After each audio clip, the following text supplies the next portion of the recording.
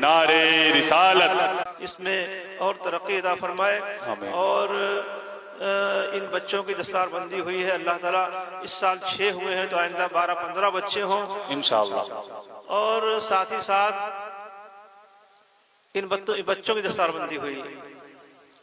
मैंने इससे पहले कहीं मैंने बयान किया था कि सबे सनाबिल शरीफ में हज़रत अल्लामा मीर अब्दुल वाहिद बिलग्रामी रहमतुल्लाहि ताला अलैह का एक वाक़या मैंने पढ़ा कि वो हज़रत मुरीद नहीं करते थे, मुरीद नहीं करते। तो कोई जाता था वापस करके जाओ मैं मुरीद नहीं करूँगा। लोगों ने उनके जो मुर्शिद इजाज़त थे हज़रत शाह हुसैन सिकंदरा रहमतुल्लाहि ताला अलैह, उनके पास गए और जा करके उन्होंने कहा कि हुजूर आपके जो खलीफा हैं बिलग्राम शरीफ में हज़रत सैयदना मीर अब्दुल वाहिद बिलग्रामी रहमतुल्लाहि ताला अलैह वो मुरीद नहीं करते हैं। अच्छा, तो जब उनसे मुलाकात हुई शाह हुसैन सिकंदरा अलैह रहमा की, तो आपने उनसे दरियाफ्त किया कि भाई आपके पास लोग जाते हैं, आप मुरीद क्यों नहीं करते हैं? तो हज़रत मीर अब्दुल वाहिद बिलग्रामी रहमतुल्लाहि ताला अलैह ने अर्ज़ किया कि हुजूर मैं मुरीद इसलिए नहीं करता हूँ कि जब कोई मुरीद होने के लिए आता है तो मैं सोचता हूँ कि मैं इतना गुनहगार हूँ, इतना कोई मेरे अंदर पाबंदी नहीं है, मैं अपने को इस लायक नहीं समझता हूँ कि मैं इनका हाथ अपने हाथ पे लूँ, अल्लाह, कि मैं अपना ही बोझ नहीं उठा पा रहा हूँ तो इनके लिए मैं क्या करूँगा। मैं ये सोच के लरस जाता हूँ, मुरीद नहीं। देखिए इतने बड़े आलिम थे हज़रत मीर अब्दुल वाहिद बिलग्रामी रहमतुल्लाह अलैह कि चांद हो गया था, एक शख्स से बहस हो गई, उसमें कुछ शरीयत की बात थी, तो आपने अपनी जायनमाज का कोना पलट दिया तो चांद छुप गया। इतने बड़े बुजुर्ग थे और मुरीद होने को जा रहा, मुरीद नहीं कर रहे हैं। आज हमारा क्या हाल है। बहरहाल तो हजरत शाह हुसैन सिकंदरा अलैह रहमा फरमाते हैं कि आप ये सोच के मुरीद मत कीजिए कि मैं इसका बोझ उठाऊंगा, आप ये सोच के मुरीद कीजिए कि हो सकता है मेरे मुरीदों में अल्लाह का कोई नेक बंदा ऐसा आ जाए जिसके तवस्सुल से मेरी भी निजात हो जाए। उसी दिन से हजरत मीर अब्दुल वाहिद बिलग्रामी रहमतुल्लाहि ताला अलैह ने मुरीद करना शुरू कर दिया। मैं इजाज़त खिलाफत लोग मांगते हैं, देता हूँ। खिलाफत के भी बुजुर्गों ने 3 दर्जात कायम किए हैं, सूफिया ने, बुजुर्गों ने, और इसको कहते हैं इसमें खरक़ा इरादत, खरक़ा खिलाफत। उसके 3 दर्जे हैं और सबसे पहला दर्जा है कि शेख अपनी मर्जी से, और अपनी मर्जी से जो शेख है वो आमतौर से बहुत से शयूख हैं, मशाइख हैं, लेकिन हकीकत में जो शेख होता है वो अपनी मर्जी से किसी को खिरक़ा इरादत अता करे, इसका दर्जा सबसे आला है। उसके बाद 2 दर्जात और हैं कि कोई किसी की सिफारिश से दे, खुदा करे कोई कहे मुझे खिलाफत दे दीजिए, इसमें भी बहुत से दर्जात हैं। बार गुफ्तगू लंबी हो जाएगी कि अपने आप किसी को खिलाफत दे, और जो अपने आप खिलाफत देता है तो वो एक तरह से आप ये समझ लीजिए कि मिन जानिबिल्लाह होता है, या बुजुर्गों की तरफ से हुक्म होता है, उसको इजाज़त दी जाए। तो मैं बहुत से खिलाफत देता हूँ, उलमा को जो मैं देता हूँ तो मैं ये समझ कर नहीं देता हूँ कि इनको मेरे खिलाफत की ज़रूरत है। मैं ये समझ के देता हूँ कि आलिम दीन है, दीन की खिदमत की है, इनको सैकड़ों अहादीस याद हैं, कुरान की तफसीरी बयान करते हैं और नेक हैं, परहेजगार हैं, इनको मैं अपना खिरक़ा खिलाफत, खिरक़ा इरादत दूंगा तो इनके तवस्सुल से मेरी भी निजात हो जाएगी। ये नज़रिया रहता है, ये दिल में इरादा रहता है। तो इसी इरादे के तहत मैं हज़रत अल्लामा मुफ्ती मंजूर अहमद साहब क़िबला को अपने सिलसिले आलिया, क़ादरिया, रज़ाक़िया, बरकातिया और सिलसिले आलिया, चिश्तिया, मुहम्मदिया, सुग़रबैया की इजाज़त व खिलाफत देता हूँ, और अपने सलासिल के जुमला औराद व वज़ाइफ की, अशग़ाल व अज़कार की और जुमला अमलियात की जो सब इनको मैं इजाज़त व खिलाफत देता हूँ। अल्लाह ताला इस इजाज़त की मुकम्मल तौर से इनको बरकतें और सआदतें नसीब फरमाए, और इसके तवस्सुल से बुजुर्गों की तरफ से जो इनामात होते हैं अल्लाह ताला इनको पूरी तौर से नसीब फरमाए। नारे तकबीर, नारे रिसालत, ताजदारे मसनदे बिलग्राम, शहजादे फातिह बिलग्राम, वास्ती दूल्हा, वास्ती दूल्हा, वास्ती दूल्हा हजरत अल्लामा मंजूर अहमद साहिब क़िबला, हजरत अल्लामा मंजूर अहमद साहिब क़िबला, हुजूर सैयद उवैस मुस्तफ़ा साहिब क़िबला, हुजूर सैयद उवैस मुस्तफ़ा साहिब क़िबला, फैज़ाने बिलग्राम शरीफ, फैज़ाने बिलग्राम शरीफ, फैज़ाने मखतूमे मिल्लत, फैज़ाने मखतूमे मिल्लत, नारे तकबीर, नारे रिसालत, मसलके आला हजरत, नारे तकबीर, नारे रिसालत।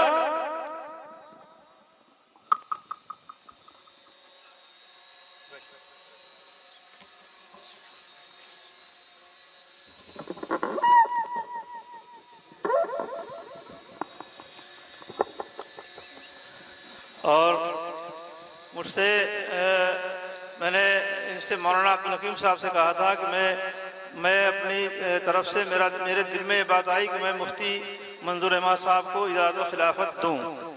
तो ये कह रहे हजरत मैं अमामा ख़रीद लूँ, सफ़ा ख़रीद लूँ।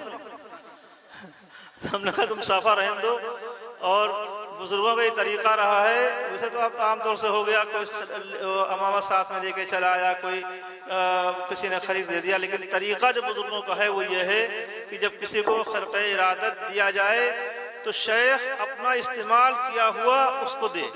सुभान अल्लाह। जो बुजुर्गों का तरीक़ा चला आ रहा है, ख्वाह वो टोपी हो या रुमाल हो या साफ़ा हो, अपना इस्तेमाल करदा उसको दे, ताकि जो बुजुर्गों के सिलसिले की जो बरकतें हैं तो वो जिस शख्स को खिलाफत दी जाए वो भी उसके हिस्से में आ जाए। तो इसलिए मैंने कहा मैं आप रहने दीजिए, मैं अपने मुफ्ती साहब को खिलाफत दूंगा। जहाँ तक हो सकता है मैं जिन लोगों को अपने आप देता हूँ, जिनको इजाज़त मेरे दिल में आता है, तो मैं अपना इस्तेमाल किया अमामा इस्तेमाल की हुई टोपी है उनको मैं देता हूँ। इसलिए नहीं कि मैं बहुत बड़ा कोई पीर हूँ, बहुत बड़े बुजुर्ग हूँ, मैं इसलिए देता हूँ कि ये लगाएंगे और उसकी बरकत मुझे भी हासिल हो जाएगी। तो ये मैंने जो बातें कही कि मैं जब दोबारा आऊँ तो आपके अंदर कोई तब्दीली नज़र आए इंशाअल्लाह, इस बात को हमारी आप अपनी गांठ में बांध कर रखिएगा, अपने दिल में रखिएगा कि आपके अंदर तब्दीली आना चाहिए। किसी नमाज पढ़ें, रोज़ा नमाज की पाबंदी करें, किसी गुनाह से तौबा करें, कोई ना कोई तब्दीली आपके अंदर आना चाहिए।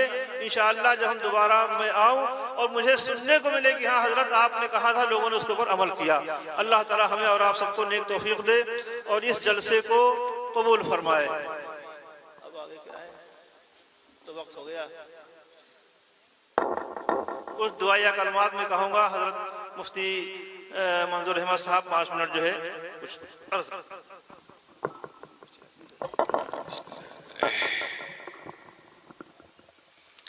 अस्सलामु अलैकुम वरहमतुल्लाहि वबरकातुहू। नहमदुहु व नुसल्ली व नुसल्लिमु अला हबीबिल करीम व अला आलिहि व सहबिहि अजमईन, अम्मा बअद। फ़ऊज़ु बिल्लाहि मिनश शैतानिर रजीम, बिस्मिल्लाहिर रहमानिर रहीम। अनिन नबी सल्लल्लाहु अलैहि वसल्लम क़ाल सबअतुन युज़िल्लुहुमुल्लाहु फ़ी ज़िल्लिहि यौम ला ज़िल्ला इल्ला ज़िल्लु अर्शिही। इमामुन आदिलुन व शाबुन नशा फ़ी इबादतिल्लाह व रजुलुन क़ल्बुहु मुअल्लक़ुन फ़िल मसाजिद व रजुलान तहाब्बा फ़िल्लाह व तबाग़ज़ा फ़िल्लाह व रजुलुन तुनफ़िक़ु यमीनुहु व ला तअलमु शिमालुहु मा तुनफ़िक़ु यमीनुहु व रजुलुन इक़्तदा बियूसुफ़ अलैहिस्सलाम व रजुलुन ज़करल्लाह ख़ालिन फ़फ़ादत ऐनाहु औ कमा क़ाल सल्लल्लाहु अलैहि वसल्लम। दुरूद शरीफ पढ़ने अल्लाहुम्मा सल्लि अला सय्यिदिना मुहम्मद सल्लल्लाहु अलैहि या रसूल अल्लाह। ये सरकार सैयद अश-शाह शरीफ उवैस मियां दामा ज़िल्लहु अलैना का बहुत बड़ा करम और नवाजिश है कि मुझ जैसे नाअहल और नालायक के सर पर भी आज एक जबरदस्त जो है जिम्मेदारी का बोझ रख दिया। आप लोग दुआ कीजिए कि अल्लाह ताला इस बोझ को उठाने की मेरे अंदर क्षमता और सलाहियत पैदा फरमाए। हजरात, अभी सरकार ने फरमाया कि इस इदारे की बुनियाद हजरत ने 2 साल पहले रखा था, तो ये गल्ला उगने की जगह थी उस वक्त ये, मगर अल्हम्दुलिल्लाह कि अब यहाँ पर इल्म उगेगा। सुभान अल्लाह। यहाँ कुरान की तालीम हो रही है और ये हजरत के तासीसे मैमनत की बरकत है। इतनी कलील मुद्दत में सिर्फ तामीर ही नहीं हुई बल्कि तालीम भी हुई। सुभान अल्लाह। और तालीम ही नहीं बल्कि तहफीजुल कुरान भी। सुभान अल्लाह। ये बहुत बड़ा काम है। कारी अब्दुल रहीम साहब बहुत बेचारे परेशान रहते हैं, कभी कभी जो है हमसे बात करते हैं, हजरत इतना काम भी करता हूँ लोग तब भी लोग पीछे पड़े रहते हैं। तो मैंने कहा कि सुनो मियाँ, मामला ये है कि उसको छुट्टी न मिली जिसका सबक याद रहा। आपका सबक याद रहता है इसलिए आपको छुट्टी नहीं मिलेगी, और जो काम करता है वही परेशान भी किया जाता है, और जो काहिल होता है आराम तलब होता है उसके पीछे लोग नहीं पड़ते। तो जब इस मैदान में उतरे हो तो सुनना भी पड़ेगा। देखिए, हजरत लुकमान हकीम ने अपने बेटे से कहा कि बेटा जो सही काम है वो किया करो, और ये न देखा करो कि कौन तारीफ कर रहा है तुम्हारी, कौन तनकीस कर रहा है, कौन तनकीद कर रहा है, कौन कमी निकाल रहा है। इसके चक्कर में मत पड़ो। अगर इसके चक्कर में पड़ोगे तो तुम दुनिया में कोई अच्छा तामीरी काम नहीं कर पाओगे। तो बेटा भी चूंकि लुकमान हकीम का बेटा था, उसने कहा हुजूर, अब्बू जान, ये कैसी बात आप कर रहे हैं? मैं सही काम करूंगा तब भी लोग मेरे मुखालिफ होंगे, तब भी मुझको लोग बुरा भला कहेंगे, तब भी मेरे ऊपर तनकीद के तीर बरसाए जाएंगे। कहा है बेटा, ये दुनिया है,